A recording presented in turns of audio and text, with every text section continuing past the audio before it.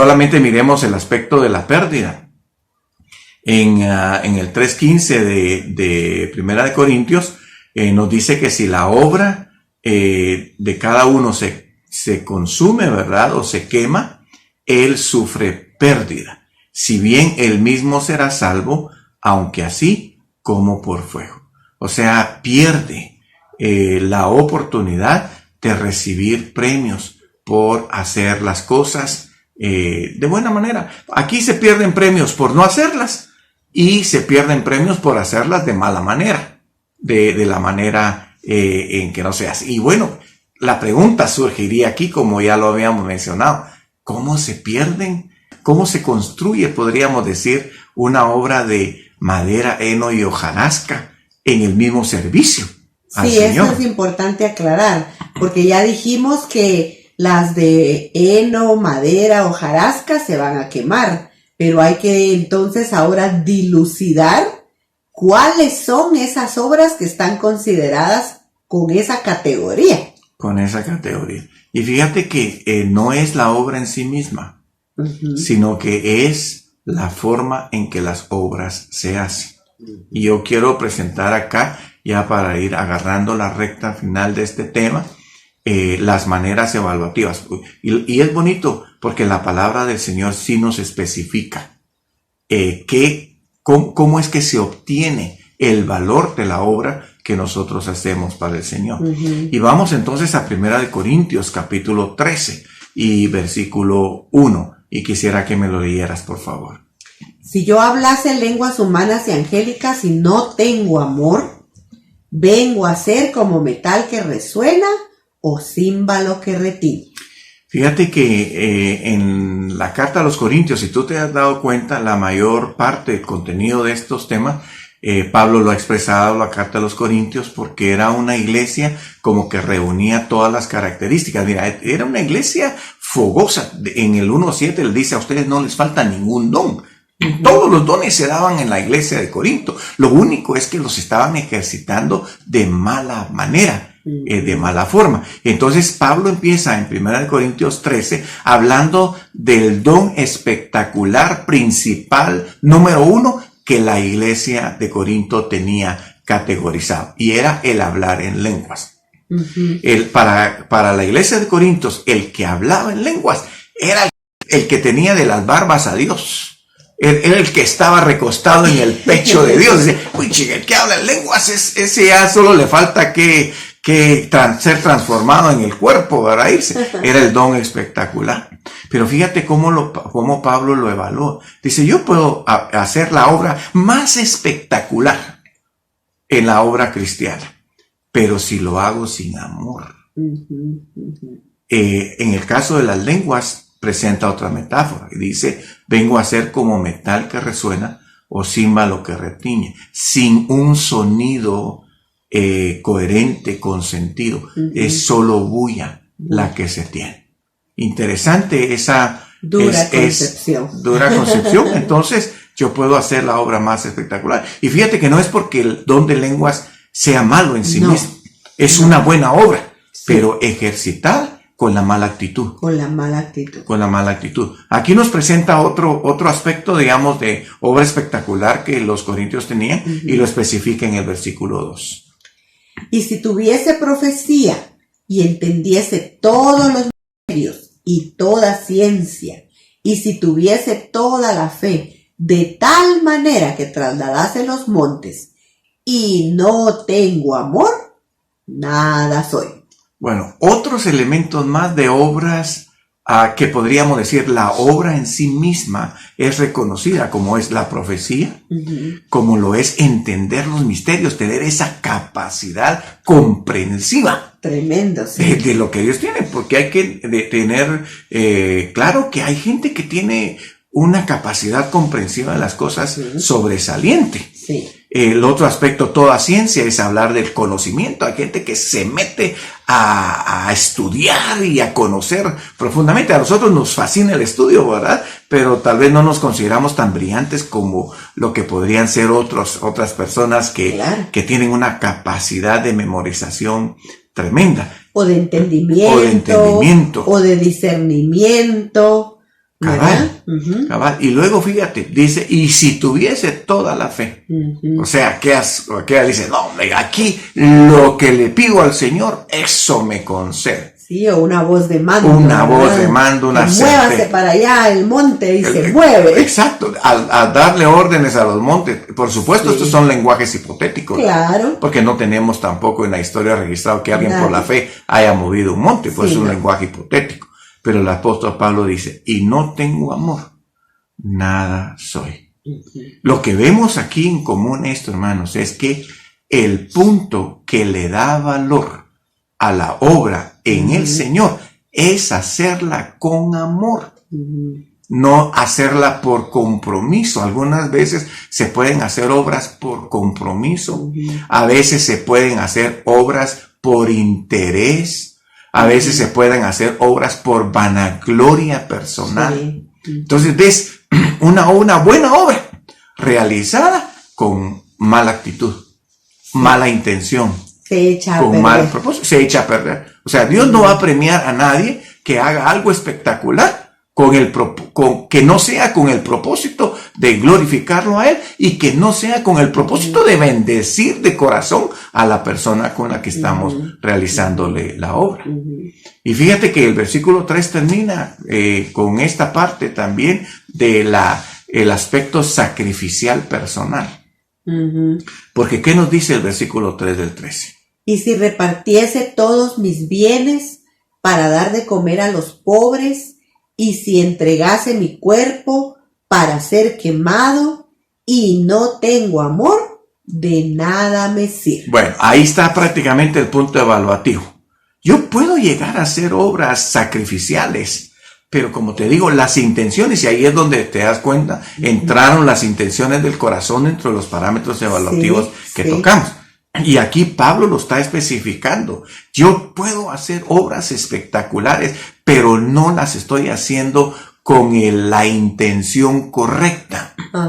No la estoy haciendo con el propósito correcto, que es glorificar al Señor y hacerlas de corazón. Entonces dice, si no lo hago con amor, no me sirve de nada.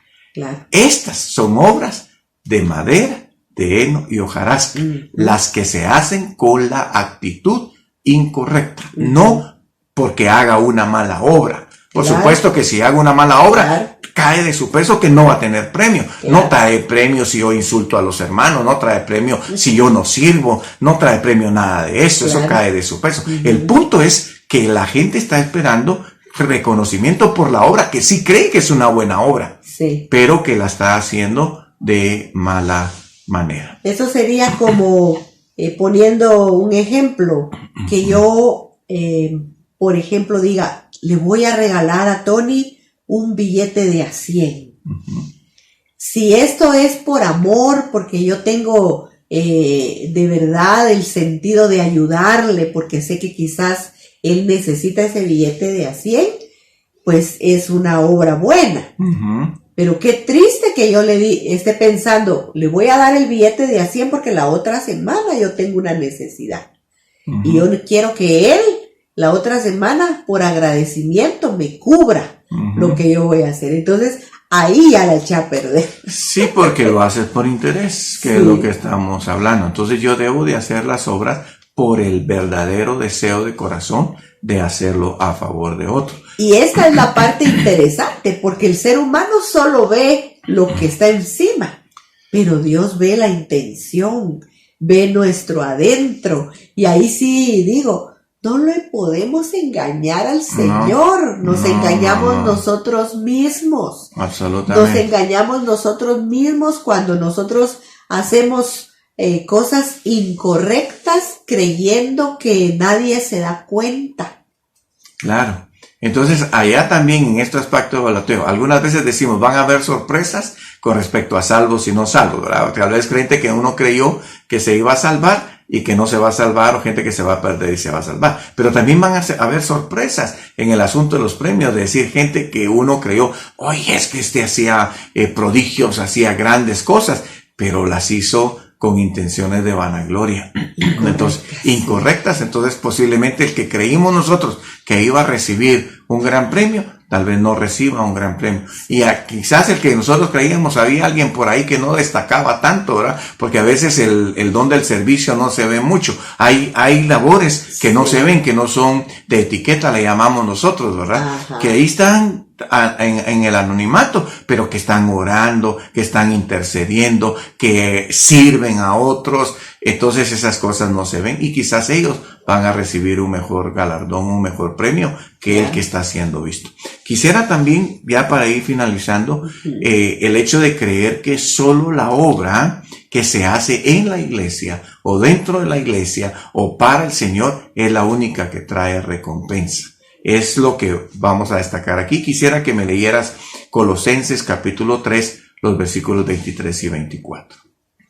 Dice, y todo lo que hagáis, hacedlo de corazón, como para el Señor y no para los hombres, sabiendo que del Señor recibiréis la recompensa de la herencia, porque a Cristo el Señor servís.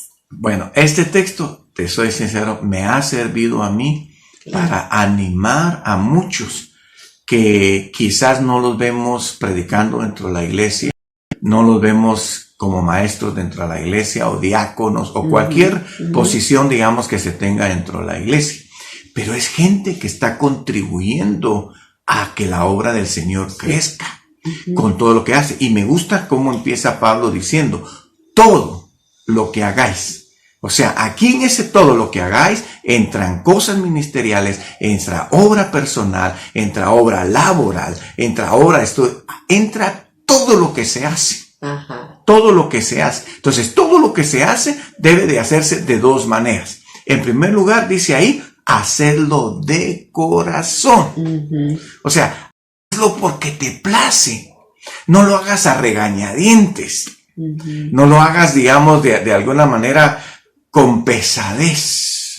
Posiblemente digamos, nosotros mismos hemos hecho cosas cansados porque de alguna manera hemos tenido un día duro, a veces aguantando hambre, a veces enfermos, pero lo hacemos porque nos place hacerlo. Sí, amén. Con amor al Señor. Amor al Señor y amor también a lo que Él nos ha puesto a hacer. Y al prójimo. Al prójimo, a lo que realmente estamos haciendo. Entonces, hay dos elementos. Hacerlo de corazón y hacerlo como para el Señor, no para los hombres. Algunas veces algunos quizás pueden hacer cosas para el Señor buscando el reconocimiento del hombre. No, mira, yo también puedo. No, que ¿por qué le diste a aquel y no me lo diste a mí? Y se dan esas rivalidades dentro de la obra del Señor. Si yo hago las cosas para el Señor, yo sé que de Él voy a tener el respaldo y de Él voy a tener la recompensa. No tengo definitivamente. Entonces, hacer las cosas así lo libera a uno de depender del reconocimiento humano. Por supuesto que quien te lo reconoce, hay que ser agradecido. Claro. Eso es diferente a vivir dependiendo del reconocimiento de las personas. Sí, amén. Y el tercer elemento que encuentro yo ahí en el versículo 24 dice, sabiendo que del Señor recibiréis la recompensa de la herencia, porque a Cristo el Señor servís. O sea, servimos a Cristo con todo lo que hacemos. Entonces yo creo que el que sirve al Señor de corazón en su trabajo, en sus estudios, de la iglesia, lo va a hacer con excelencia. Sí, amén. Y no, pues, a como salga o a regañadientes. Interesante definitivamente estos textos. Y bueno, vamos a ir cerrando el estudio de esta jornada con un texto final que está en el último libro de la Biblia y que es como lo cierra Juan. Y me gustaría que lo leyeras, por favor. Apocalipsis 22:12. He aquí, yo vengo pronto, y mi galardón conmigo, para recompensar a cada uno según sea su obra. Bueno, ¿qué más claridad de promesa, de ofrecimiento tenemos nosotros en este cierre del último libro de la Biblia, que es el Apocalipsis?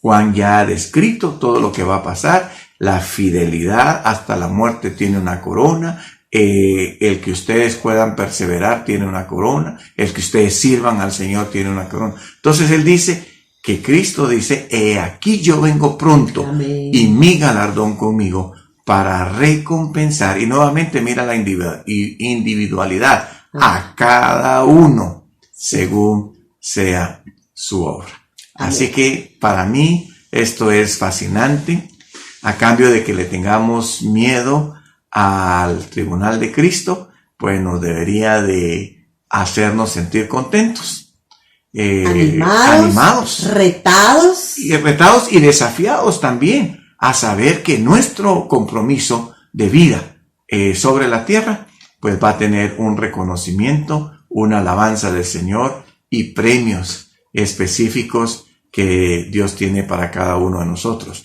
Esos premios tienen que ver con las posiciones con las que Dios va a colocar a cada uno de sus hijos. Nos ha hecho reyes y sacerdotes y por lo tanto Dios tiene, a algunos no les gusta esto, de decir, tiene una estructura jerárquica que tiene que ver con los aspectos evaluados. Dios no es un Dios igualitario porque no es comunista. Dios es un Dios equitativo, que sí, Él ha establecido las jerarquías y esto está ampliamente respaldado por muchos textos de la Escritura. Pero hoy vamos a cerrar la jornada de estudio de esta manera y en otra ocasión vamos a ampliar un poquito más esto último que acabo de decir. Sí, amén. Así que terminamos con esto. Muy bueno este estudio sobre el Tribunal de Cristo. Esperamos que le haya quedado claras algunas cosas o todas las cosas. Y insistimos, si hay dudas, si no supimos explicar algo y usted se sintió confundido, escríbanos.